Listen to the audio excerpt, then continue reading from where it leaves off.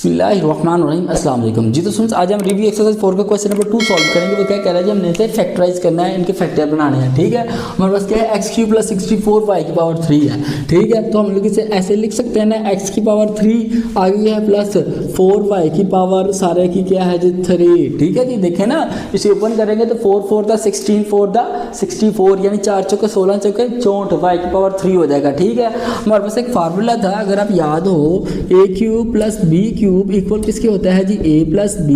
ठीक है, into a² + b² plus sorry ये क्या है माइनस, यहाँ पे माइनस a एंड b के इक्वल होता है। ठीक है, तो ये देखिए हमारे पास ये वाली शक्ल बन गई हुई है, यानी कि ये क्या है जी हमारे पास a³, ये क्या है जी b³ a³ + b³ इक्वल किसके है a + b। तो a हमारे पास क्या है x + 4y। ठीक है, ये हमारे पास क्या आ जाएगा a + b। आगे क्या है a² + b² माइनस ab। तो a हमारे पास क्या है जी x, इसका स्क्वायर हो जाएगा, प्लस b क्या है जी 4y का स्क्वायर, आगे माइनस है, इंटू a क्या है x और b क्या है 4y। ठीक है जी, लें जी ब्रैकेट बाद मजीद सिंप्लीफाई करेंगे तो x + 4y साथ वैसे ही आ जाएगा। ठीक है, इसे ओपन करेंगे तो x का स्क्वायर हो जाएगा।